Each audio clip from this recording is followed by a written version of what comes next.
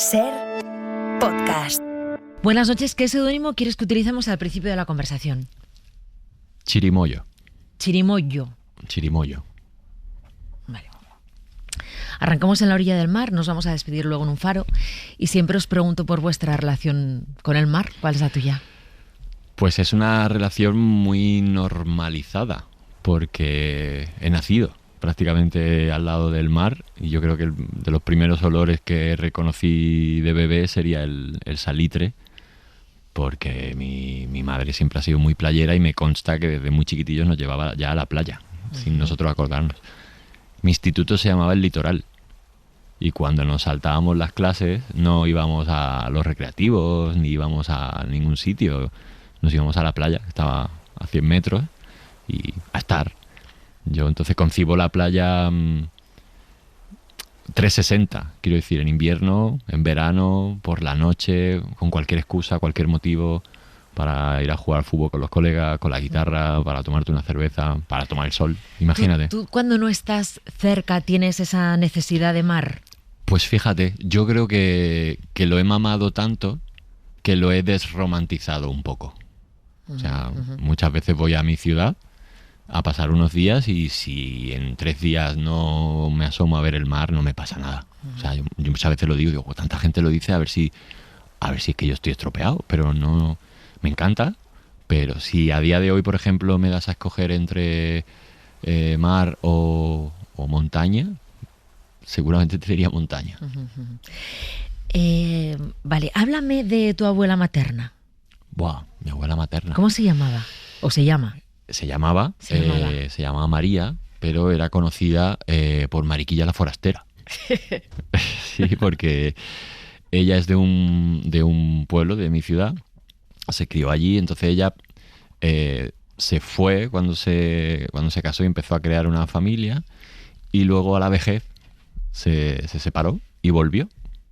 Entonces la llamamos Mariquilla la Forastera, claro, porque volvió 2 veces, claro. Fue pródiga 2 veces, Mariquilla la Forastera. ¿Ella te contaba cosas, tu abuela? Sí, yo creo que gran parte de a lo que me dedico, el humor con el que yo entiendo la vida, creo que lo mamé bastante de mi madre y por ende de mi abuela.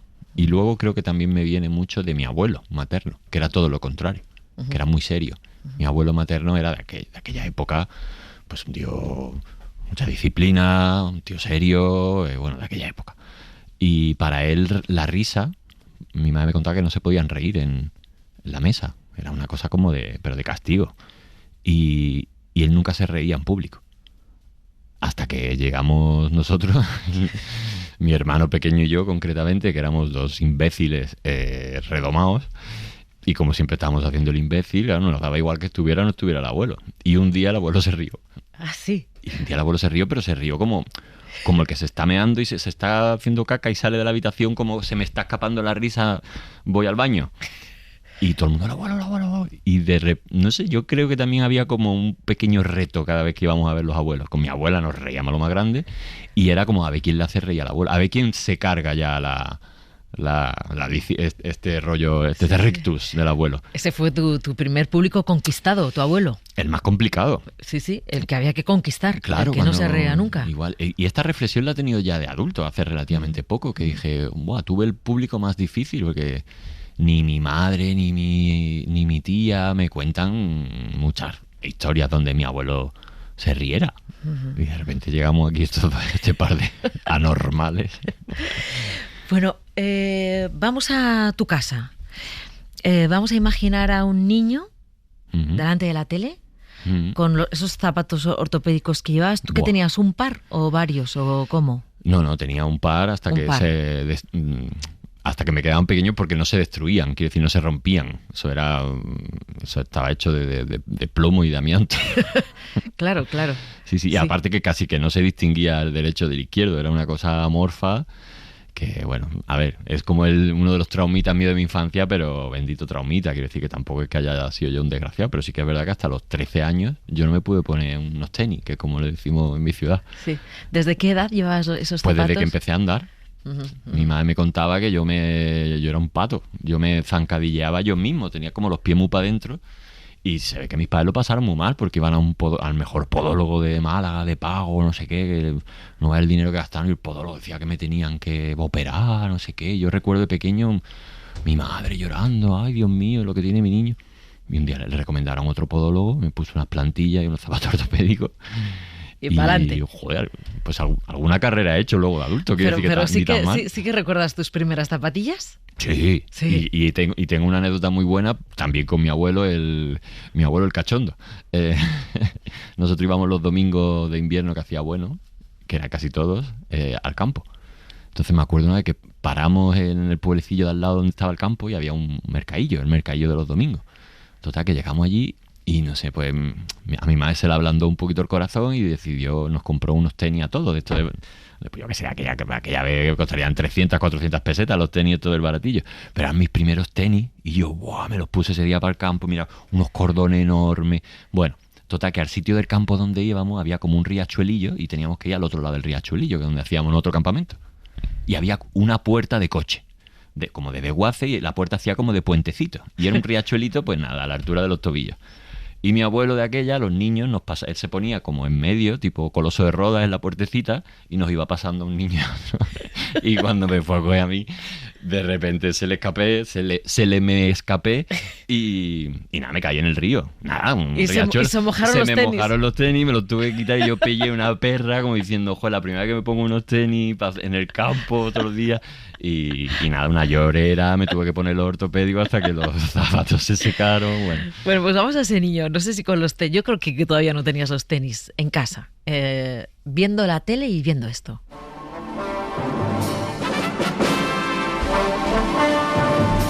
Hola, esto es... ¡Sí, señor! Bienvenidos aquí desde los estudios de Canal Sur a otro programa más de Saque Bola. Soy Emilio Aragón y hoy, como siempre, vamos a pasar un programa fantástico. Has tocado en hueso, ¿eh? Has tocado en hueso y... ¿Qué descubres tuétano, tú con el Saque Bola de Emilio Aragón? Más que con el Saque Bola, que también, porque era un programa, pues eran 2 equipos y un bombo enorme y había como varias pruebas así de risa y demás, pero la prueba principal era un bombo con bolas que tenían como temáticas. Borrachos, Guardia Civil, matrimonios. Entonces, pues sacaba la bola y ese equipo contaba chistes de esa temática, ¿no? Pues igual era los 90. En Andalucía, además, era el tiempo de los chistes en el lugar de los chistes. Y de repente yo veo un presentador que no es andaluz, pero que me fascina, me fascina la frescura, esa capacidad que tenía de decir, tío, es que yo quiero a este hombre, yo quiero que sea mi amigo, quiero que sea mi padre, quiero que sea mi tío, quiero que me provocaba muchas cosas. Y luego, pues... Luego ya me enteré, mi padre me decía, ese es Miliquito, ese es hijo de los payasos de la de papá. Y a partir de ahí fue bueno. Que sacó los discos. Sacó los discos. Cuidado con Paloma, que me han dicho que es de goma. Hombre, por favor. Te huelen los pies. Te huelen los pies y yo tengo una bolita que me sube y me baja. Bueno, y luego pues, no sé si la cronología es así, pero bueno, luego ya llegó a Telecinco, creo los primeros años de Telecinco, si no recuerdo mal. Y yo tendría pues mis 13 añitos o por ahí, y el VIP noche, y el VIP tarde, y el VIP guay, y de repente hacía humor y hacía sketches y rompía todo en cuanto a estructura. ¿Tú alguna vez pensabas, libre, era un tío libre. Pensabas, o sea, él te fascinaba, pero pensabas, ay, ¿algún día podría estar yo ahí, en la tele? Yo que siempre me preguntaba qué hay que hacer porque yo recuerdo una frase que siempre decía mi madre cuando veíamos la tele y veíamos este tipo de programas tan divertidos. Y mi madre siempre lo decía, dice, hay que ver que les paguen por pasárselo bien. Y yo era una cosa que a mí se me quedó un poco, como la típica cosa infantil, ¿no? De pensamiento mágico, decir, ojalá a mí algún día me paguen por pasármelo tan bien. Llévame a Granada, llévame al Aren. Buah. Mira, esta tetería. El Aren... ahora te explico. El Aren es una tetería de Málaga donde hice mi primer pinito, donde hice un curso de cuentacuento y fue donde actué por primera vez. Pero, como luego me fui a Granada a estudiar, me pateé toda la zona de las teterías, como diciendo, guau, tío, yo ahora que cuento cuentecitos, Granada, teterías, que es perfecto. Digo, seguro que tiene que haber un cuentacuento en cada tetería. Y vengo yo aquí ahora a descubrir, pues no había ningún cuentacuento en toda Granada. Había alguno que rulaba por ahí. Y después de muchas caras de dueños de tetería que me miraban como una vaca miraba pasar un tren, y de repente pues llegué a una tetería, se llama Tuareg. que la regentaba un somalí, de aquella tendría 40 años, creo, Sulimán, y me senté con él a tomar un té y le dije, mira, le conté un poco mi idea y él me dijo, vale, pues ven la semana que viene y probamos. Y he estado 8 años contando cuentos en esa tetería. ¿Qué te gustaba a ti de contar cuentos? Y sí, ¿qué te gustaba de contar cuentos? Yo sentía sentías que te estaba... ese cosquilleo de decir, ¿esto qué es? ¿Esto qué es? ¿Esto qué es? Que me gusta tanto, ¿esto qué es? Que la gente disfruta tanto, ¿esto qué es? Que encima me han pagado 4.000 pesetas por estar aquí 2 horas contando cuentos, que me voy a comprar un kebab y voy a invitar a mis colegas. ¿Esto qué es? Ese Peugeot 306 en el que te recorriste... No sé si media Andalucía o toda Andalucía o toda España. Incluso parte, de Espeñaperro, ahí las ruedas se quedaron bastante de Espeñaperro también. Pues fue mi primer coche, con 24 años, me saqué el carnet un poco tarde. Yo era de los que después de selectividad, que era cuando te lo tenías que sacar, ese verano, porque ya cumplía edad, pues a mí yo estudié tanto selectividad que me dio una pereza estudiar. Empecé la facultad y ya no... Pero bueno, estudiaste ciencias del deporte, ¿no? Se llama así, ciencias de educación física. Y nada, ese Peugeot fue un regalo, una ayuda de mi padre para poder empezar yo a tener cierta independencia. ¿Y tú eras feliz en ese Peugeot? O sea, si yo digo, ese chico dentro de ese Peugeot haciéndose kilómetros para ir a contar cuentos, que esos cuentos se hacían cada vez más largos y que acaban siendo casi monólogos, ¿eras feliz? Muy feliz. A lo mejor no tenía conciencia, ¿eh? Lo que tiene el paso de los años y las experiencias y las vivencias y todo es la toma de conciencia de muchas cosas. Y en aquel momento yo sé que era muy feliz, lo que pasa es que igual no me estaba dando cuenta. Eso nos pasa mucho, ¿eh? Te he traído un monólogo, no es tuyo.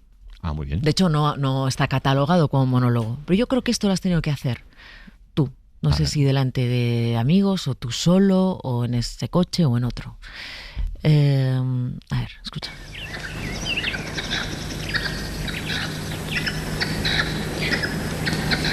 Calabaza, se acaba un nuevo día y como todas las tardes quiero despedirme de ti.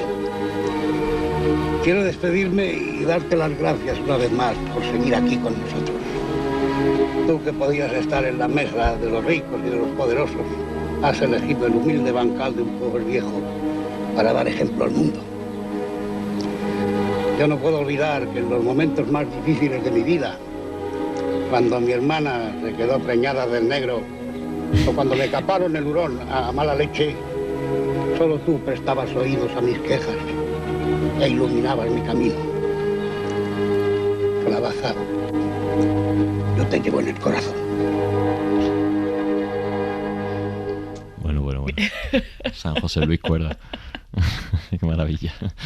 Es que da igual las veces que lo oiga y en la fecha en la que lo oiga, es que es genial. Es que es una puñetera obra de arte. Amanece que no es poco, por favor. ¿Cuánta felicidad te ha aportado ver cosas como Amanece que no es poco? Mucha. O esta Oda a la calabaza, o eso de intercambiar diálogos, ir siguiendo diálogos con colegas o con, mucho, no sé. Mucho, o sea, soy una persona muy mental, cada vez intento ser más emocional o por lo menos buscar un equilibrio entre las dos. Pero es verdad que esa parte mental mía me hace que disfrute mucho lo que tú dices, ¿no? En una mesa con 2 amigos y empezar a desbarrar y a jugar. Es que jugar. Uh-huh. Que yo el juego me lo tomo muy en serio. No soy competitivo, me da igual quién gane, Alex Categories, pero en el juego del juego me lo tomo muy, muy, muy en serio. Y luego cosas como esta, ¿no? Amanece que no es poco, o cualquier manifestación artística que te llegue, que te emocione o que te toque, más allá de la sensación tan grata de poder ver una película y decir, madre mía, qué viaje me ha dado este director, esta directora o este músico, es, joder, qué suerte, porque yo vivo mucho en el mundo de las ideas. Uh-huh. A mí se me ocurren 1500 bobadas, unas más graciosas que otras, o cosas más profundas, no sé qué, pero llevo a cabo, o sea, llevo a cabo o lo hago tangible el 2%. Soy una persona un poco holgazana. Bueno, a lo que me refiero es, qué guay que en alguna parte del mundo haya habido una persona que se le ha ocurrido una idea y en formato de canción, en formato de peli o en formato de libro o una escultura o lo que sea, que dices tú, qué suerte que haya un tío, una tía que piense así, que lo haya llevado a tierra, que le haya invertido energía, porque ya no es solo la idea, luego hay que mover desarrollarla, claro. Y a mí eso es algo que me fascina. O sea, como que pongo mucho el foco ahí. Decir, ay, qué guay que existe el director Guadagnino. Ay, qué guay que existe Isabel Coixet. Ay, qué guay que existe Jorge Drexler, que ha puesto esta canción. Ay, por favor. ¿Pero esto qué es? Y me parece una suerte, no sé, me parece que es una suerte que haya artistas, ¿no? Que lleven, no solo que sean genios, sino que lleven las cosas a cabo. Porque luego hacer una peli es una cosa muy prosaica y muy latosa. Pues hay que llevarla a cabo. ¿Por qué Dani Rovira se ha puesto de seudónimo Chirimoyo? Porque fue mi nombre artístico cuando yo hacía de payaso en animación infantil y estas cosas, en fiestas infantiles. ¿Y por qué te pusiste Chirimoyo? Me puse Chirimoyo porque una vez en un campamento estaba el monitor haciendo un juego en el que estábamos un grupo de amigos y decía, que cada uno coja un objeto y que interactúe con él lo que yo le voy diciendo, ¿no? Era un ejercicio así como de desinhibición y demás. Mi amigo Solano cogió la típica gomilla esta de la muñeca y empezó como a jugar con ella y como que se metió tanto en la movida. Entonces nos preguntó cómo se llamaba nuestro objeto, el mío se llamaba, y de repente mi amigo dijo Chirimoyo, y fue de estas gilipolleces de la infancia que te hacen tanta gracia que yo me acuerdo que estuve como 2 horas riéndome, tío, porque no podía quitarme la imagen de mi amigo Dani con un elastiquito de esto de una coleta, jugando con el elástico, metiéndose, o sea, el cuerpo, o sea, se llama Chirimoyo, y lo decía como muy serio, y yo decía, tío, esto me parece muy gracioso, esta tontería. Y no sé, y luego, pues, oye, de payaso, ¿qué por su nombre? Pues el homenaje a ese ratito bueno, Chirimoyo. Bueno, a ver, estamos en la orilla, nos vamos a despedir, como digo, en un faro. Entonces llega ese momento en el que hay un tsunami en tu vida. Wow. Ese tsunami es 8 apellidos vascos. Yes. Tu primera película. Tengo a Emilio Martínez Lázaro, cuando estuvo aquí de Gato Pardo, le pregunté por la peli. Entonces le puse un fragmento de la película y escucha lo que dice después. ¿Con uno de esos saliste? Sí, de Vitoria. Pero ojo, que Pasera a la vez tenía sus 8 apellidos vascos, como tiene que ser, ¿no? Hombre, ¿qué mínimo que 8? 16 tenía mi abuelo. Anchón también tiene muchos. Y muy largos, con K, muchas. ¿Y cuáles son, pues? Pues... Gabilondo, Urdangarín, Zubizarreta Arguiñano. 4. Y luego ya por parte de Amá, Igartiburu Erenchur. 6. ¿Qué pasa? ¿Se te han olvidado los demás o...? Es que me acuerdo de mis antepasados y... Ahora he vuelto a ir de pronto el principio de eso de los apellidos a Dani Rovira y digo, Dios mío, es que eso fue como si se nos hubiera aparecido la Virgen cuando apareció aquel tío en un escenario y yo la verdad es que lo vi y me encantó porque Dani le vi Rovira. así, ya le vi así. Dije, este tiene una especie de inocencia que va a ser fenomenal en la película, ¿no? Que el sevillano que viene aquí riendo que entra en la guerra de Irak de pronto sea tan inocente, es fantástico para que sea verosímil su personaje, no tenga esa poca verosimilitud que una farsa semejante puede tener. Qué sabio es Emilio, ¿eh? Sí.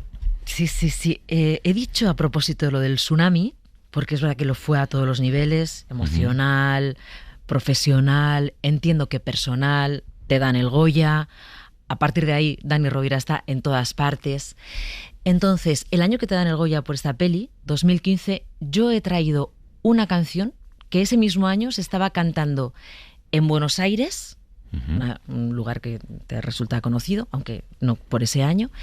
Y yo digo, igual ese año Dani Rovira hubiera querido estar en ese concierto. A ver.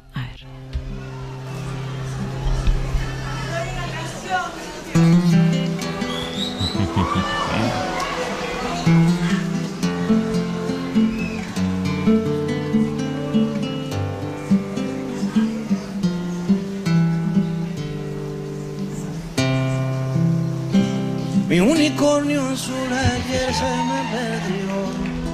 Qué preciosidad. Pastando lo dejé y desapareció. Cualquier información bien la voy a pagar. Imagínate el revuelo de este 2015 y la calma de Silvio Rodríguez. No me han querido hablar. Mi unicornio azul ayer se me perdió. No sé si se me fue, no sé si se extravió. Y yo no tengo más que un unicornio azul. Si alguien sabe de él, le ruego información. 100.000 1 millón yo pagaré mi unicornio azul se me ha perdido ayer, se fue. Qué bonito, por favor. Mara, me estás dejando aquí como una baguette recién salida de un horno. Bueno, sí, es que tendría tantas cosas que contarte de Silvio y de esta canción. Mira, con esta canción yo tuve como un enamoramiento y luego un desamor y luego volví a enamorarme otra vez. Te lo resumo mucho. Unicornio Azul, Silvio, una época donde escuchábamos mucho a Silvio, a muchos cantautores, que a día de hoy acudo a ellos cuando busco refugio y un poquito de nido. Y el Unicornio Azul era, para mí era como, guau, tío. Y aparte una canción tan hermética, ¿no? Tan, decir, hostia, que jugando aquí con la metáfora, que es, que no es, teníamos mil debates. Sí. Había amigos míos que decían, no, el unicornio azul es la infancia. No, el unicornio azul es la felicidad. Yo decía, a lo mejor es la utopía, ¿no? Es como, todo como conceptos muy metafísicos. Digo, qué bonito, tío, qué bonito. Y de repente hubo un año en el que la peña empezó como a soltar teorías, pero sobre todo había dos que se estaban haciendo muy fuertes y que decían, no, Silvia ha dicho en una entrevista que el unicornio azul... Hay dos versiones. Una, que es un vaquero. Un pantalón vaquero. Que se ve yo que conozco es de la marca de unicornio azul, no sé qué. Y luego me dijeron otra que dije, bueno, que era un boli. Un boli azul que él tenía con el que él escribía sus canciones y se ve que tenía que es su boli, ¿vale? Que hay 1.000 millones de bolis más, pero yo tan solo quiero aquel, no sé qué. Y me enfadé tanto con Silvio, él no lo sabe, pero yo me enfadé un montón diciendo, sí. Tío, no me jodas, tío. Yo también lo viví eso. ¿Cómo no me jodas, tío? Que esta canción vaquero, que esto es celestial, tío, que esto es una cosa, que esto es cósmico lo que acabas de escribir. Me enfadé. Pero con el tiempo dije, ole. Porque si has escrito una canción a un boli azul y has conseguido emocionarme, porque al final, una vez que el artista suelta su obra, me vas a perdonar, pero yo con tu obra le doy el significado y me emociono como yo quiera. ¿Y tú quisiste en esos años, en los posteriores a 8 apellidos vascos, que no parabas de trabajar, escapar? Tú querías escapar porque para hacer lo que tú haces es importantísimo la posibilidad de observar. Uh-huh. Cuando pierdes el anonimato, la capacidad de observar se merma considerablemente. Sí. Yo creo que sí, que yo quería escapar, lo que pasa es que no lo sabía. Había una parte de mí que era como, joder, Dani, has tocado con los dedos la luna que ni siquiera soñaste. Entonces, ¿te llamaban todo el tiempo? Todo el rato, para todo, para cine, para teatro, para tele, para radio, para todo. O sea, una cosa increíble. Entonces era como, no puedo quejarme, ¿no? Y ahora, pues como unos 11 años después, ahora sí que entiendo que a lo mejor yo en aquella época donde de repente vives la eclosión más heavy, a lo mejor ahora empiezo a descubrir que igual estaba en una etapa de mi vida que lo que me apetecía era paz y silencio, pero tampoco quería renunciar a mi Ikigai. Y entonces en esas ando, en intentar ejercer mi profesión lo mejor posible. Claro que me alegro cuando se llena un teatro al que voy, claro que me alegro cuando hago una peli y gusta y la gente va a verla, claro, obvio. Pero luego lo tengo que equilibrar mucho en cuando no toca nada de eso. Yo soy una persona muy, muy solitaria y me gusta mucho el silencio y me gusta mucho mi tiempo, mi lectura, mi gimnasio, mis paseos, mi vida contemplativa. Es una cosa que estoy empezando como a reconfirmarme ahora. Que digo, vale, a mí lo que me pasaba es que... Yo siempre digo, lo que me pasa es que soy un zeta. Que yo lo que... Pero porque el resto de mi vida es tan para afuera, hay tantos estímulos, hay tanto ruido, muchos de ellos muy bonitos, pero yo cuando hay un estreno y hay una alfombra roja y demás, que no te pueden imaginar, en ese momento lo intentas disfrutar y lo disfruto, pero que yo lo que estoy anhelando es llegar a casa y pasear a mis perros. Allí en Madrid Río y recoger una caca, que ha sido siempre lo que me ha hecho tener los pies en el suelo y las manos también. Desde luego. Cuando haces un nuevo espectáculo, un monólogo, y lo titulas ¿Vale la pena? Uh-huh. ¿Vale la pena qué? Pues mira, yo creo que vale la pena hasta las cosas que crees que no lo valen. Porque de lo malo, de lo oscuro, de lo doloroso, también hay que sacar aprendizaje. no sé, en este momento de mi vida me apetece contar otras cosas y ya que he perdido el anonimato, ya que tanta gente sabe tantas cosas de mí, he dicho, bueno, pues voy a intentar poner encima de la mesa cosas mías, muy íntimas y muy complicadas y muy oscuras y demás, sin concretar, porque tampoco hace falta, pero era una manera para mí de hacer catarsis o terapia y de alguna manera también de hacerle ver a la gente que esto pasa y que hay herramientas y yo cuento las mías y yo doy algunos consejos y me río de todo, pero me emociono también en el show porque toca partes muy, muy, muy profundas de mi vida. Entonces, pero la gente me dice, jo, tío, que no suicidio artístico, sino que, joder, que una generosidad, pero como, joder, te expones un montón. Qué exposición, sí. Y digo, más de lo que ya estoy expuesto, pero bueno, ante la densidad y la acumulación de dióxido de carbono, que mejor que el humor, que como siempre digo, que son ventanas que se abren y airean la habitación. Entonces juego todo el rato a eso. Juego todo el rato a, pues eso, cojo el corazón de la peña y yo soy aquí Tom Cruise en cóctel. Y vale, ya nos vamos a despedir. ¿Cuánto hay ahora de ese Dani Rovira de Vale la Pena al Dani Rovira del Peugeot 306? Bueno, hay muchas cosas que se han perdido por el camino, ¿eh? Y hay otras, supongo, que se han ido adquiriendo, pero creo que soy una persona... No sé cómo decirte. Es que me veo como muy diferente del Dani de antes. Sí, supongo que el Dani de antes tenía una ilusión incondicional, porque era como todo empezaba, ¿no? Y es verdad que uno pues se va llevando como muchos chascos y demás. Yo supongo que la honestidad, como que estando en el estado en el que he estado, cualquier momento de mi vida, yo creo que siempre he intentado ser bastante honesto. He sido un tío muy mentirosillo, de esto lo típico de pues siempre, pero por picaresca, para salirte con la tuya en algunas cosas, pero en las cosas que son realmente importantes sí que creo que siempre he sido un tío muy, muy honesto. Por dos cosas. Una, pues por el mero hecho de practicar la honestidad, con todo el bien que eso lleva a todos lados, y porque yo el sentimiento de culpa lo llevo fatal. Bueno, vámonos a un faro. Me gustaría que me dijeras con quién te apetece estar, encontrarte, reencontrarte, o solo, y qué música estaría sonando.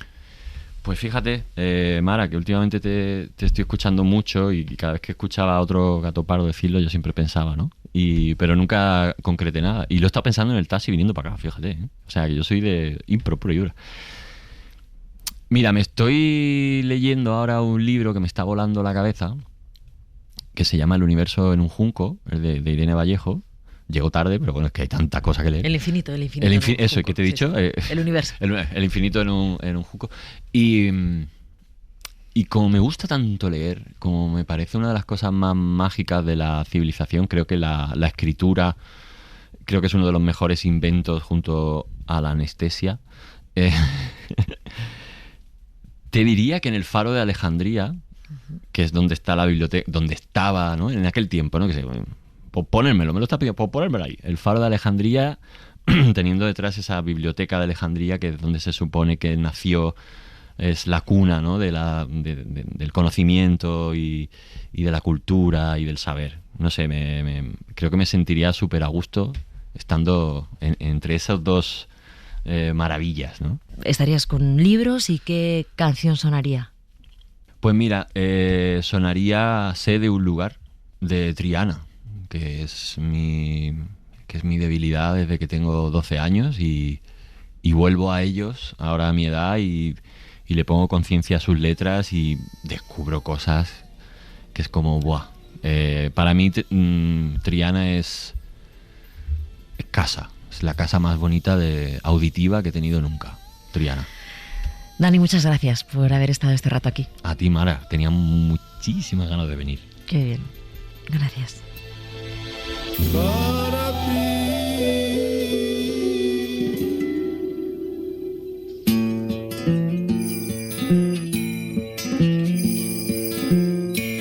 abre tu corazón que hoy vengo a buscarte, amor. Te llevaré a un lugar donde broten las flores Para no perderte ningún episodio, síguenos en la aplicación o la web de la SER, Podium Podcast o tu plataforma de audio favorita.